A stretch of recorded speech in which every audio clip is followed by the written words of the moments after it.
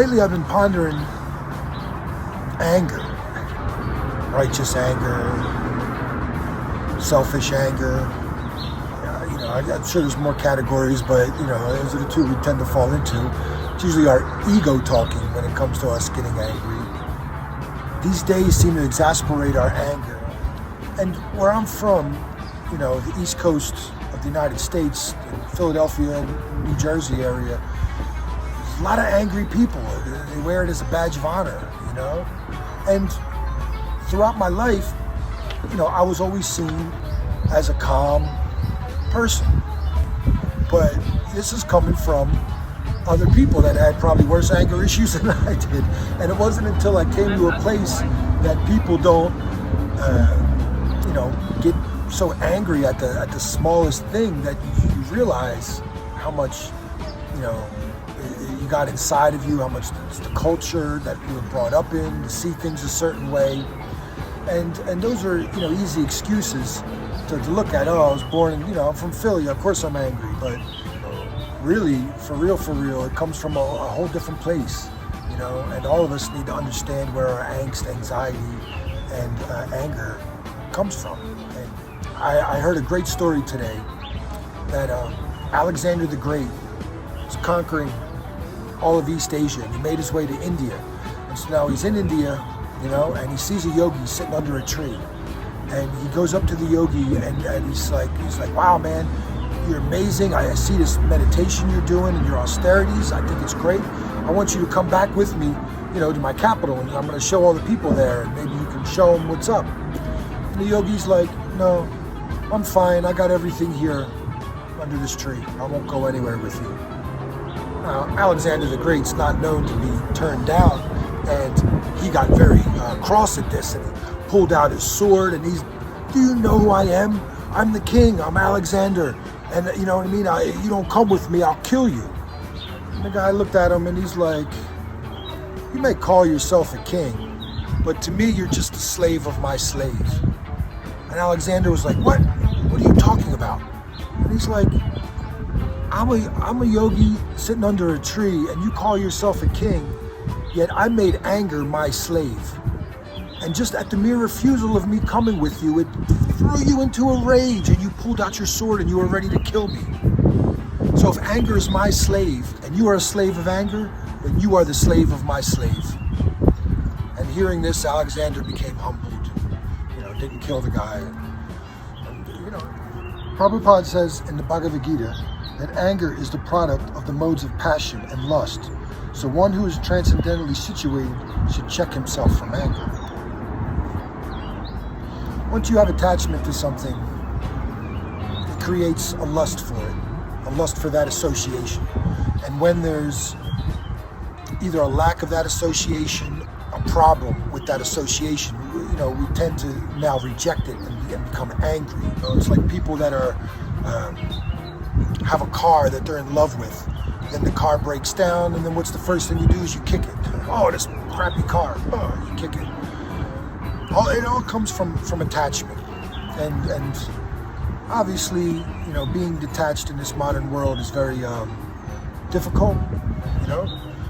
We speak of all kinds of methods of God realization, and they are meant to make us less and less angry. And I can tell you stories about how, like Alexander, sometimes you have to be checked into humbleness. Otherwise, you go around letting your ego bring you great pain, by causing you to be angry at the world. I don't think these people are acting right. I don't think this is correct. I think, I want. These things bring a lot of negative emotions, which actually pollute the body with a toxin, similar to adrenaline, but a little bit more on the toxic side. And then, of course, your brain starts to build reactionary patterns, where anger is your go-to reaction for almost any situation.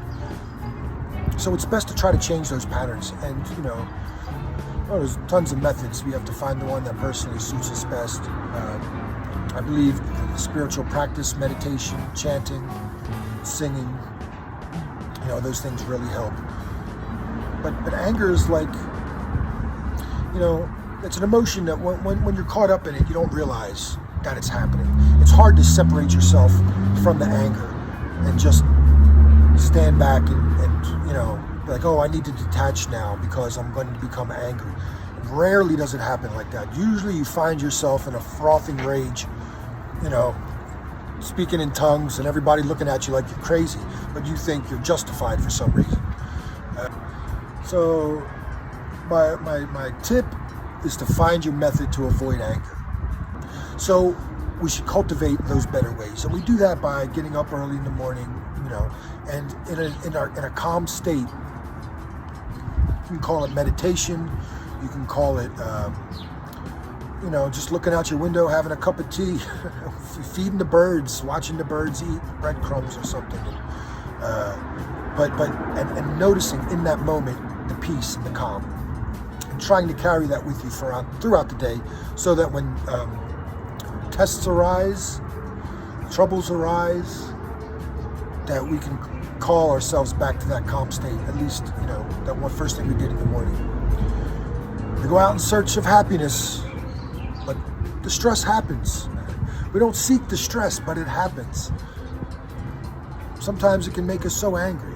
Nowadays, with the pandemic and things, everybody's become so polarized. It's brought out a lot of anger, even in the happiest people. The people that weren't so happy, they just really dug their heels in and are in with the anger. But this pandemic has been a blessing in one way, that we can isolate and work on ourselves. Showed and revealed a lot to a lot of people. And practicing, bhakti, chanting, HARE KRSNA mantra, things like this, they help to make me a happier person. Even my righteous anger, I like to keep to a bare minimum. But really, I notice most of the time that I get angry nowadays, it's an ego bruise. It's an ego bruise. Somebody ego bruised me and I get upset. But luckily, I come down from that pretty quick. So when something would happen, I would start yelling, and I would recognize myself becoming foolishly angry. And I would just laugh. I would laugh at myself. But even that brings out the toxic adrenaline. So it's best not to bring up that anger at all. It's best not to criticize. Even if something's deserving of criticism, just try not to let it bother you and roll on. That's my simple advice. It's a lot more difficult than that. And please leave any questions and comments down at the bottom, and we can discuss this further, because this is a big topic.